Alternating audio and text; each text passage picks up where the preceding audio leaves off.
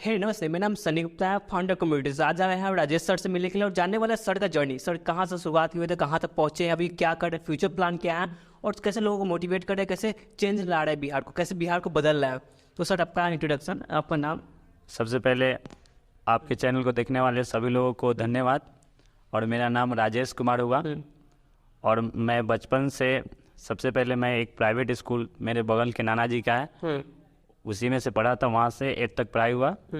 उसके बाद high school Motipur से क्लास 10 पास। घर कहाँ हुआ आपका? वैसे तो मैं यहाँ मामा करने मोतीपुर रहता हूँ, लेकिन मेरा घर साहेबगंज में फुलवरिया माधोपुर में हुआ। और यहाँ पे आना कैसा हुआ, मतलब?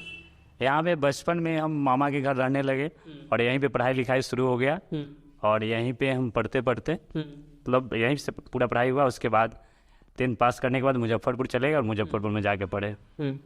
और आप कुछ अपना जर्नी के बारे में बतला रहे थे।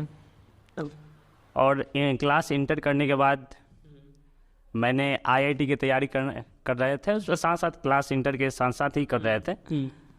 तो उसका जब एग्ज़ाम हुआ था उसमें मेरा नहीं हो पाया, तो उसके बाद काफ़ी उदास थे और अपने घर लौट आए।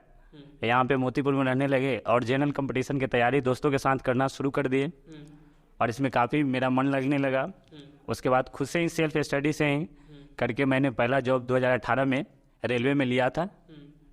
और उसके बाद मतलब अपने पसंद की जॉब ना होने की वजह से मैंने उसको उस समय ज्वाइन नहीं किया। वो रेलवे ग्रुप डी का जॉब था और फिर उससे आगे की पढ़ने की तैयारी किए और रेलवे NTPC नाम सुने होइएगा, हाँ, उसमें मेरा सिलेक्शन हो गया। तो उसको आप किए या नहीं? अभी मेरा सिलेक्शन हो गया है, बस ज्वाइनिंग बाकी है। रेलवे NTPC स्टेशन मास्टर के पद पर मेरा सिलेक्शन हो चुका है। तो वहाँ से लेकर बचपन से लेकर तो यहाँ तक का जर्नी कैसा रहा है आपका, और बीच बीच में अपने लाइफ में क्या क्या किया है आपने? जब हम क्लास इंटर पास करके मोतीपुर आए तो यहाँ पे कोचिंग संस्थान में पढ़ाना शुरू किए और वहाँ पे पहले मोतीपुर में मुझे कोई उतना बड़ा मतलब कोई भी आके स्टार्ट करता है तो थोड़ा सा मुश्किल होता है कोई चीज़ करने में, लेकिन अपनी काबिलियत के दम पे कोई भी आदमी अपना कुछ कर सकता है अगर रियल में वो मेहनत कर रहा है तो उसके बाद मैंने कोचिंग संस्थान में पढ़ाना शुरू किया, वहाँ पे पढ़ाए और साथ में वहाँ पे क्लास 10 के पढ़ाते थे। और फिर उसके बाद मेरा जॉब 2018 में हो गया, तो उसके बाद लोग जानने लगे हमको। 2018 में जॉब हो गया, उसके बाद मैंने पहले तो सोचा था कि जॉब ज्वाइन कर लेता हूँ, फिर उसके बाद ऐसा लगा हमको कि ये मेरे शायद सबसे कम उम्र में हो गया था और ऐसा लगता था कि मुझे कि नहीं ये मेरे पसंद का मतलब थोड़ा सा लगता था कि नहीं ये मेरे सूट नहीं कर रहा है थोड़ा सा अपने लेवल के हिसाब से। तो मैंने सोचा और कुछ लोगों ने सलाह भी दिया कि आप आगे तैयारी कीजिए और आपका कहीं इससे आगे हो जाएगा कोई। तो फिर मैंने फिर से अपना सिंपल ज़िंदगी जीने फिर से अपना एक बंद कमरे में हम अपने तैयारी करते थे और यही मोतीपुर में एक हम रूम भी लिए हुए थे, उसमें कुछ दोस्तों के साथ हम तैयारी करते थे और तैयारी करते बीच में काफ़ी स्ट्रगल भी आया, दोस्तों से कुछ अति भी हुआ। उसके बाद जिस कोचिंग संस्थान में हम लोग पढ़ाते थे उसके बाद कोचिंग से फिर अलग अपना कोचिंग भी किए और क्लास 11 का भी पढ़ाए, क्लास 10 का भी पढ़ाए, क्लास 12 का। और एक बड़ी बात है कि वैसे तो किसी भी आदमी को बताइएगा तो ये सोचने में मजबूर हो जाता है कि फिजिक्स केमिस्ट्री और मैथ एक ही आदमी कैसे पढ़ा सकता है। तो मैंने फिजिक्स केमिस्ट्री मैथ तीनों अपने मतलब खुद से पढ़ाया है और बच्चों को सिलेक्शन भी दिलाया, पास भी करवाया है। तो पहले लोग नहीं मानते थे कि ये ऐसा हो सकता है, कोई भी नहीं मानते थे। और साथ में मैंने क्लास 10th भी पढ़ाया, 11th भी पढ़ाया, 12th भी पढ़ाया और कंपटीशन भी पढ़ाया। और कंपटीशन में सारे विषय मैं ही पढ़ाया हूँ, चाहे वो मैथ हो, रीजनिंग हो, साइंस हो, GK हो, जो भी हो सब खुद से पढ़े हैं और खुद से पढ़ाए हैं। और ये सब जर्नी में अगर कहीं पे प्रॉब्लम होता था तो काफ़ी लोग यूट्यूब पे काफ़ी सर लोग फेमस है, उन सर का वीडियो देख लेते थे और उससे गाइड मिलती थी अपना। और भगवान का दिया हुआ कुछ मेरे अंदर भी कुछ ऐसा मेरे को भी लगता था ऐसा कि कुछ खास है जो हम कुछ बड़ा कर सकते हैं, इसीलिए तो पहला जॉब ज्वाइन नहीं किए थे। तो ये जैसे कि इंस्टीट्यूट स्टार्ट की तो उसमें कौन कौन सा प्रॉब्लम को सामना करना पड़ा था और पहले कितने बच्चे आ रहे थे और इसके बारे में कुछ? हाँ, पहले जब हम कोचिंग स्टार्ट किए तो अपना कोचिंग स्टार्ट किए तो काफ़ी प्रॉब्लम था, क्योंकि मेरे पास ना तो एक बोर्ड थी और ना ही एक बेंच। तो काफ़ी इसमें हमारे हमारे मतलब कुछ दोस्त और कुछ स्टूडेंट ने काफ़ी मदद किया। उस समय मैंने कभी नहीं सोचा था कि अपना कोचिंग संस्थान खोलेंगे और ये कोचिंग पढ़ाएंगे। कभी मुझे ऐसा कभी भी नहीं सोचते थे कभी हमको मास्टर बनने का कोई शौक़ है, बस सिर्फ ऐसे ही पढ़ते चले गए और पढ़ाते चले गए। तो जिस समय अपना कोचिंग खुला है तो उस समय काफ़ी स्टूडेंट जो है, उस समय हम कभी नहीं सोचते थे कि अपना पैसा लगाएंगे इसमें कि कोचिंग खोल कर और अपना पैसा लगाएंगे, क्योंकि हम जॉब छोड़े तो सोचते थे कि पहले हमको पढ़ना है और पढ़ के जो हम जॉब छोड़े उससे बढ़िया लेना है कि फिर कल होकर कोई ना कहे कि एक बार में तुक्का में लग के हो गया है, कल होकर और उससे बड़ा लेना है, फिर उसी लेवल का नहीं लेना। और आपको हम बता दें कि जो हम जॉब छोड़े थे फिर से उसको दोबारा भी छोड़ चुके हैं। मतलब एक बार छोड़ के मैं दोबारा, इससे पहले गुवाहाटी बोर्ड में मेरा रेलवे ग्रुप डी में सिलेक्शन हो गया था, इस बार पटना बोर्ड में था, फिर से दोबारा, तो उसको भी मैं फिर से छोड़ दिया हूँ। वैसे उसमें आपको पता भी होगा कि काफ़ी लोग मतलब फॉर्म भरते, 125 लाख फॉर्म गिरता है, तो उसमें भी मेरा सिलेक्शन हुआ था यहीं पटना बोर्ड में। लेकिन फिर से मैं उसको फिर दोबारा लिया। कुछ लोग मेरे को बहुत कहा कि देख लेना एक बार में हो गया, दोबारा बार में नहीं होगा। सो इतना भी आसान नहीं है कि दोबारा बार में हो जाएगा। तो मैंने दोबारा भी लिया और रेलवे का हर एक लेवल क्वालिफाई किया हूँ। लेवल 1 2 बार क्वालिफाई किया हूँ, लेवल 2, लेवल 3, लेवल 4, लेवल 5 और लेवल 6। और लेवल 6 में मेरा स्टेशन मास्टर के पद पे सिलेक्शन हो गया हुआ है। वो बहुत जल्दी मिल भी जाएगा। हाँ, तो ऐसे और बताइए, जैसे फाइनेंस को आप कैसे मैनेज किए हैं?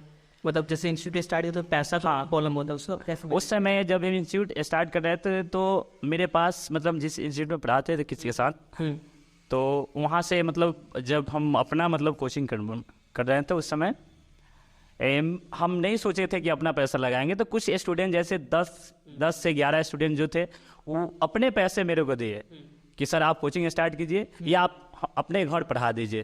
तो मैंने सोचा कि मोतीपुर में अगर स्टार्ट करूँगा तो ज़्यादा अच्छा रहेगा और ज़्यादा लोग आएंगे, ज़्यादा लोग पढ़ेंगे।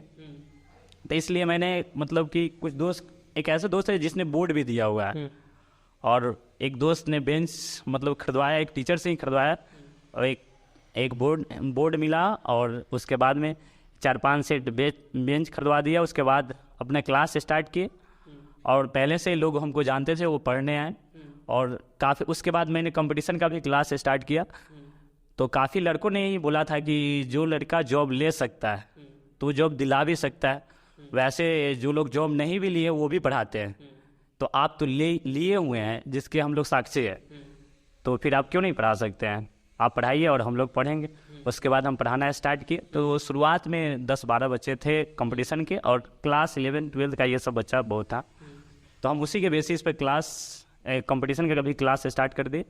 और बाद में शायद उन लोगों को लगा कि शायद अच्छा पढ़ाते हैं, तो उसके बाद मेरे पास 1 बैच हुआ, 2 बैच हुआ, 3 बैच हुआ और एक समय ऐसा था कि हम 7 बैच पढ़ाते थे अकेला और 9 घंटा से 9.5 घंटा पढ़ाते थे। और उस समय भी मैं मतलब तैयारी करते रहता था और आज भी है मेरा, अभी भी हम पढ़ते हैं क्योंकि हमको पढ़ाना है तो पढ़ना है। लड़के को ऐसा बेस्ट कॉन्सेप्ट देना है कि आपको लगे कि भाई हम किसी के पास जा रहे हैं तो समय बर्बाद नहीं कर रहे हैं और ईमानदारी से अगर आप काम कर रहे हैं तो आप बच्चों का भी समय बर्बाद मत कीजिए, क्योंकि अगर बच्चे आपके भरोसे पे आ रहे हैं, अगर आप उसको बेस्ट नहीं दे सकते तो पहले एक टीचर के नाते आपको सबसे पहले ये सोचना चाहिए कि अगर किसी भी हम बच्चे को बेस्ट नहीं दे सकते तो उनका समय भी बर्बाद नहीं करे। अगर एक बार ये समय अगर निकल गया तो फिर ये बच्चे की लाइफ में नहीं आने वाला है। जो भी स्टूडेंट तैयारी करे उसकी लाइफ में ये दोबारा नहीं आने वाला। हो सके कि उससे आपकी कुछ पैसे बन जाए या आपकी ज़िंदगी बन जाए, लेकिन ये स्टूडेंट का लाइफ एक बार अगर टीचर गलत रास्ते पकड़ा दिए तो फिर उस जगह पे वह स्टूडेंट नहीं आ सकता। अगर मान लेते हैं कि हम भी कभी स्टूडेंट थे, हमारे ही कुछ दोस्त लोग ने हमको सजेशन किए कि ये करो वो करो, तो उन लोगों का भी मेरे लाइफ पे योगदान है। तो उन लोगों ने सजेस्ट किया तो उन लोगों को इसके लिए हम थैंक्स बोलते हैं। लेकिन अगर होता है, ऐसे भी होता है कि कोई अगर आदमी आपको थोड़ा सा भटका दे तो फिर आप लाइफ में 1-2 साल घूमिएगा और फिर हो सके कि सही रास्ते पर आइएगा या नहीं भी आइएगा। तो स्टूडेंट और सर के नाते ऐसे सोचना चाहिए कि किसी भी बच्चे को एकदम सही सलाह दे और जितनी जानकारी है अगर आपको लगता है कि हम पढ़ा सकते हैं तो इसलिए मैंने पढ़ाना शुरू कर दिया। और उसके बाद बच्चों में इतना प्यार बढ़ गया कि मेरे पास बोली देर के 7 बैच था और 9 से 9.5 घंटे पढ़ाते थे। उसके बाद काफ़ी लोगों ने ये भी बोला कि देखना ये पढ़ाने के चक्कर में रह गया हुआ है, से अब इसका कुछ नहीं होने वाला है। तो मैंने फिर से दोबारा जिस लेवल का हम जॉब छोड़े तो वो दोबारा लिए और फिर हार्ड लेवल में रिजल्ट आया और आज तो पता ही है, इसलिए तो आप इंटरव्यू कर रहे हैं। और मतलब उस जब स्टार्ट की उस टाइम कितना बच्चा था, अभी कितना बच्चा और कितने बच्चों को आप पढ़ा चुके हैं इस बीच में? देखिए अब तक हम पिछले 6 साल से पढ़ा रहे हैं, 6 साल से पढ़ा रहे हैं, तो कम से कम 1000 स्टूडेंट के करीब पढ़ा चुके होंगे। और अभी भी मेरे पास 150 से 200 बच्चे होंगे, 150 के करीब बच्चे होंगे। अभी भी मेरे पास 5 बैच चलता है, अभी भी आज भी 5 बैच चलता है। कंपटीशन के 3 बैच चलते हैं और बाकी 10th का है और दूसरे बैच है तो वो भी चलता है। वैसे मैंने लगभग जितना भी पढ़ा हूँ, लगभग हम सब क्लास के बैच पढ़ा चुके हैं। मैंने ITI के बैच पढ़ाया, पॉलिटेक्निक के पढ़ाया, पैरामेडिकल के पढ़ाया बैच, और ये 11th 12th बोले हैं, इंग्लिश मीडियम और हिंदी मीडियम दोनों मीडियम में पढ़ा चुका हूँ। और कंपटीशन का भी तो जान ही रहे हैं आप, कंपटीशन में भी सारे बैच पढ़ाए। अभी भी मेरे पास मतलब कि 150 के करीब बच्चे होंगे, 150 से 200 के बीच में। आप कुछ ऐसा एक्सपीरियंस शेयर करना चाहिए जहाँ आप बहुत ज़्यादा प्रॉब्लम फेस किए हैं अपने लाइफ का, जैसे कि प्रॉब्लम सबको लाइफ में होता है जहाँ पर हम लोग टूट जाते हैं, मतलब लगता है सब कुछ खत्म हो चुका है, उसको उस प्रॉब्लम से कैसे आप बाहर निकले, इसके बारे में? हाँ, एक बार फेल हुआ था। हम जिस रूम के बारे में बताए थे, हमारे दोस्तों के साथ वहाँ पढ़ते थे। तो उन लोगों ने जब मैं कोचिंग खोल लिया होता तो उस समय थोड़ा सा उन लोगों को प्रॉब्लम था कि जो हमारे रूम में उस समय लाइट नहीं थी, तो वो लोग लाइट के लिए कुछ अति बोले कि नहीं इन्वर्टर मेरा है, ऐसे वैसे करके कुछ प्रॉब्लम आया। तो हमारे स्टूडेंट उस समय, हम उस समय के स्टूडेंट को बहुत थैंक्स बोलना चाहते हैं, उन्होंने मोबाइल जला के पढ़ा था उस समय। मोबाइल जला के? हम मोबाइल जला के, लाइन कट जाता था शाम में, एक मेरा बैच शाम के 6:15 से चलता था 7:30 के बीच में। तो उस समय के जो भी स्टूडेंट थे उन्होंने लाइट जला के पढ़ा था। और इसके लिए आप चाहे तो पूछ भी सकते हैं, कुछ स्टूडेंट मेरे हैं, अगर मिल जाए तो कभी पूछ लीजिएगा कि क्या ऐसा हुआ था सही। तो उसमें लड़की लोग भी पढ़ते थे, उन लोगों भी से पूछ लीजिएगा, सारे लोग पढ़े थे। और बहुत लोग ऐसे देखने आते कि कौन सा ऐसा मास्टर आ गया कि भाई लाइट जला के पढ़ने के लिए लोग तैयार। बच्चे लोग का नाम क्या है? उन बच्चे में से नाम तो कुछ लोग का याद है, जैसे प्रीतम था, गौरव थे, अरविंद नाम था, और कुछ लड़की लोग भी थे। हम लड़की लोग का नाम नहीं लेना चाहते, लेकिन लड़की लोग भी थी, मतलब उनसे आप मिल सकते हैं अगर आप चाहे तो। नहीं, कोई इतना विश्वास है आप पे। तो थोड़ा सा इसके बारे में आप कोई बच्चे लोग को क्या सलाह देंगे? वो अपने लाइफ में भटक रहा है, कुछ सोच रहे क्या करना है, मतलब गुमराह टाइप के हैं, समझ रहे क्या करें नहीं करें, उनको आप क्या सलाह देंगे? देखिए, हम सबसे, अगर कोई कंपटीशन के बैच में है तो अगर मोतीपुर में रह रहे हैं, अगर मोतीपुर में पढ़ना चाहते हैं तो मैं घमंड में ये बात नहीं बोल रहा हूँ, एक बार मुझे मतलब संपर्क करने की कोशिश करें और मुझसे आगे पढ़े एक बार। उनको लगेगा कि अपने फ़र्क बुझाएगा कि क्या होता है, और ये ऐसा ही नहीं कुछ बना है, तो ये पढ़ाएगा जब तो कुछ तो उनको फ़र्क बुझाएगा कि, या कहीं भी पढ़े हुए हैं तो उनको खुद फ़र्क बुझाएगा कि हाँ मैंने ये चैप्टर फलाना सर से पढ़ा था और यहाँ पे आके आपसे पढ़े हैं, तो कुछ तो फ़र्क उनको बुझाएगा। तो उसके बाद हमारे क्लास ज्वाइन कर सकते हैं, और नहीं भी ज्वाइन करें तो कोई बात नहीं है। हमारा यूट्यूब पर भी अगर फ्री क्लास चलता है शाम के साथ। हाँ, यूट्यूब चैनल का मेरा नाम है राजेश सर स्टेशन मास्टर, आप सर्च कीजिए यूट्यूब चैनल पे, उस पर भी पढ़ सकते हैं, उस पर भी मेरा बहुत सारा वीडियो आया हुआ है।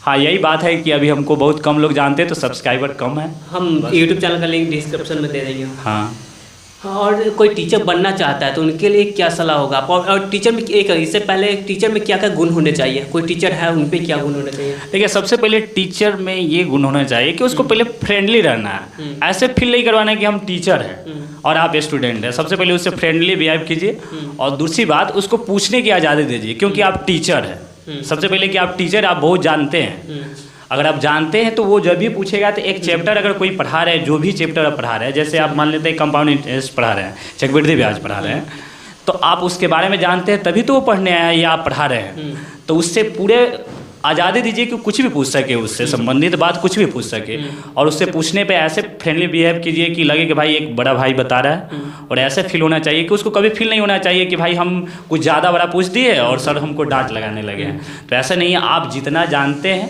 पहले तो हम पहले ही बोले कि अगर आप टीचर है तो आप जानते ही होंगे, तो पूछने के लिए मतलब आज़ादी दीजिए, स्टूडेंट को फ्रेंडली बिहेव कीजिए पहले। एक टीचर आपके अकेले पढ़ा रहे हैं, कोई टीचर है आपके इंस्टीट्यूट में? हाँ, टीचर है तो उस पर क्या गुण देख के आप उस टीचर को रखते हैं अपने साथ में? देखिए, अभी तो हम अकेले ही पढ़ाते हैं। जब से मैंने अपना कोचिंग है मेरा, तो तब से मैं अकेले ही पढ़ाता हूँ। इसलिए तो पहले ही बोला कि ये पैसा, बहुत लोगों ने पहले ही बोला कि देखिए इतना बैच पढ़ाता है। और कितने बच्चों को भी पढ़ा रहे हैं इस मोमेंट पे? अभी बोले ना 150 से 200 के बीच में होंगे। तो उस समय मतलब बहुत लोगों ने बोला था कि खुद से ये सारा बैच पढ़ाता है और खुद से पढ़ाता है तो ये खुद नहीं पढ़ पाएगा, तो अगली बार देखना इसका कुछ नहीं होने वाला है। रियल बात है कि मैंने उनसे भी मोटिवेशन लेके मैंने जिस समय भी समय मिला उसके बाद ट्यूशन के बाद मैंने पढ़ा, और ट्यूशन पढ़ाते समय भी हम अपना तैयारी करके होमवर्क करके जाते थे कि क्लास में ऐसे बच्चों को बताना है जो भी स्टूडेंट है कि वो संतुष्ट हमसे दिखे और लगे कि कुछ आज नया सीखे या कहीं पे पढ़े हुए हैं तो उनसे बेहतर बता रहा है। उससे हमको भी फ़ायदा होता था और प्लस अपनी भी तैयारी हो जाती थी उसके साथ में। और जब भी कोई टीचर है तो सबसे पहले उससे फ्रेंडली बिहेव कीजिए बच्चों के साथ। इसमें जब पर्सनल लाइफ और प्रोफेशनल लाइफ को कैसे मैनेज करते हैं, क्योंकि दो इतना बच्चों को पढ़ाना दोनों को मैनेज करना कैसे कर पाते हैं? देखिए पर्सनल लाइफ तो अभी हम लोग इतने बड़े पर्सनल भी नहीं हैं कि हाँ हमारे पास बहुत पर्सनल लाइफ है, लेकिन सिर्फ यही था कि हमारे घर वाले छूट दिए थे कि अगर आप पढ़ रहे हैं और जॉब छोड़े तो फिर से जॉब लेके दिखाइए, बस आपसे ज़्यादा कुछ पर्सनल हमसे नहीं है, बस आप पढ़ते रहिए कुछ करके दिखाइए, उसके बाद पर्सनल भी प्रोफेशनल भी बनिएगा, दोनों बनिएगा। तो ज़्यादा कुछ तो पर्सनल नहीं था, लेकिन फिर भी अपने पढ़ाई में कुछ तो बातें स्टूडेंट लाइफ में तो पर्सनल होता ही है, लेकिन उतना ज़्यादा कुछ पर्सनल नहीं था।